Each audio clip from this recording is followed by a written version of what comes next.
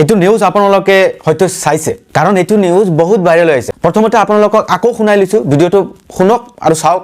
আমার ঘর বিলাক ভাঙিছে কিন্তু আমার যে আঞ্চলিক প্রসেসটো যে ভাঙি আছে আমার বড় বিরাট দুঃখ লাগি আছে আমার ঘর ভাঙিছে এটু ভাঙিব না কি ইমাম গর কি আছে ইমাম গর কি করছে ইমাম গর আমরে কথা শোনা একই ইয়াত আপনাদের নামাজ পড়ে আইছে আমি ইয়াত নামাজ পড়ে উলাইছি কিমান দিন আগতে বনাইছে জামা এটু বেশি দিন পান মন কৰিব মোৰ কথাবোৰ ইহঁতে কৈ আছে যে ঘৰ ভাঙিছে ঠিকে আছে কিন্তু মছজিদ ভাঙিছে হিটো কাৰণে দুখ লাগিছে মছজিদটো ভাঙিব নালাগিছিল হয় মুছলমান সকলৰ মছজিদৰ প্ৰতি এটা বেলেগ আকৰ্ষণ আছে এটা বেলেগ কানেক্টিভিটি আছে মোৰ কথাবোৰত বহুত হয়তো আজি বেয়াও পাব পাৰে কিন্তু মই অনুৰোধ জনাম মোৰ কথাবোৰ আপোনালোকে পজিটিভ লৈ ভাবিব ইহঁতে মছজিদ ভাঙাক লৈ বহুত কান্দিছে আৰু দুখ প্ৰকাশ কৰিছে এতিয়া মোৰ কথা হ'ল যেতিয়া আপুনি নিজে ঠিক নাই যেতিয়া আপোনাৰ নিজৰ ঘৰখন নাই যেতিয়া আপোনাৰ লৰা ছোৱালীক থাকিবলৈ আপুনি এটা ছায়া বনাই দিব পৰা নাই এটা ঠাই বনাই দিবলৈ পৰা নাই নিজে এটা ঘৰ বনাবলৈ পৰা নাই নিজে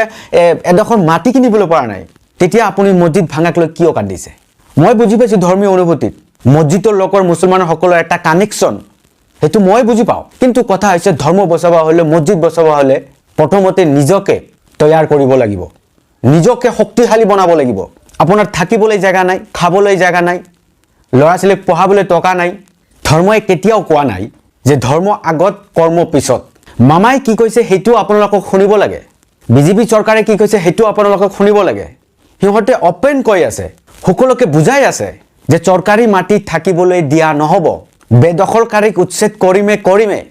তে ইমানখিনি বুজোৱাৰ পিছতো আপোনালোকে কিয় চৰকাৰী মাটিত গৈ ঘৰ বান্ধি ৰখি আছে চৰকাৰী মাটিত গৈ মছজিদ বনাইছে যিমান উচ্ছেদিতৰ ঘৰ ভাঙা দেখিছো মই যিমান ভিডিও চালো প্ৰায় সকলোৰে ঘৰ পকী ঘৰ ইটাৰে গঠা ঘৰ সেই টকাবোৰ ক'ৰ পৰা আহিছিলে কষ্ট কৰি কামাইছে মেহনত কৰিছো সেই টকাৰে পাত্তা মাটি কিয় নিকিনিলে আপোনালোকে কিয় চৰকাৰী মাটিত এনে সোমাই গ'লে আপোনালোকে এতিয়া চৰকাৰে বুজাই আছে আপোনালোকক কৈ আছে যে চৰকাৰী মাটিত থাকিবলৈ দিয়া নহব চৰকাৰে ঘৰ ভাঙি আছে উচ্ছেদ কৰি আছে এতিয়া আপোনালোকৰ কাম হৈছে যে চৰকাৰক অনুৰোধ জনোৱা যে আমাৰ এটা থাকিবলৈ জাগা দিয়ক আমাৰ এখন ঘৰ বনাবলৈ জাগা দিয়ক চৰকাৰক এপিল কৰিব লাগিব চৰকাৰক লেটাৰ লিখিব লাগিব চৰকাৰক ৰিকুৱেষ্ট কৰিব লাগিব যে আমাৰ ঘৰ দুৱাৰ ব্ৰহ্মপুত্ৰই লৈ গ'ল আমি এতিয়া থাকিম ক'ত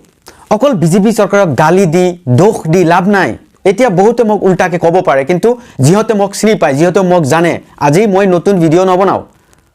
আজি মই সোশ্যাল মিডিয়াত আহি মানুহৰ কাৰণ আজি নতুনকৈ মাত নামাতো বিজেপি চৰকাৰখনে যেনেদৰে কৈ আছে তেনেদৰেই কাম কৰি আছে তেতিয়াহ'লে আপোনালোকে নিজে কৈ সংশোধন কিয় কৰি নলয় উচ্ছেদিত লোকসকলৰ কাৰণে মোৰো দুখ আছে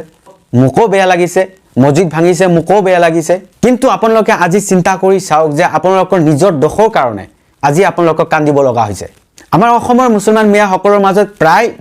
আমি দেখা পাওঁ যে লৰাৰ 16 বছৰ 17 বছৰ 18 বছৰ 20 বছৰ বয়স হৈছে গুৱাহাটীত যা পইচা কামা পঢ়া শুনা নালাগে ডক্টৰ ইঞ্জিনিয়াৰ সায়েন্টিষ্ট বেৰিষ্টাৰ वकील হ'ব নালাগে আমি বেছিভাগে আমাৰ মুছলমান সমাজৰ মানুহক এনেকুৱা দেখা পাইছো লৰা ডাঙৰ হৈছে কাম কৰিব পৰা হৈছে গুৱাহাটীত পঠাই দিয়ে হাজিৰা কৰবা নিজেকো সংশোধন কৰিব লাগে অকল বিজেপিক মামাক গালি দি লাভ নাই নিজেকো নিজক গড়ি তুলিব লাগিব অসমত আৰু উচ্ছেদ অভিযান চলিব আৰু কোনখন ঠাইত কোনখন এৰিয়াত এইবোৰ মিয়া মুছলমান সকলে ভালকে জানে তথাপি ইহঁতে হুঁচিয়াৰ নহয় যেতিয়া চৰকাৰে বুলডোজাৰ লগাই দিব তেতিয়া কান্দনত ভাঙি পৰিব ইহঁত যেতিয়া আপোনালোকে নিজে নিজক ঠিক ৰাখিব নোৱাৰিব যেতিয়া আপোনালোকে নিজৰ পৰিয়ালখনে আপুনি চাব নোৱাৰিব তেতিয়া আপুনি মছজিদটি কি কৰিব প্ৰথমতে আপোনালোকে নিজকে শক্তিশালী কৰক নিজৰ ঘৰ এখন বনোৱাক নিজৰ পৰিয়ালক চাওক যেতিয়া আপুনি নিজে শক্তিশালী হ'ব তেতিয়া আপোনাৰ মছজিদ আৰু কোনেও ভাঙিব নাযায়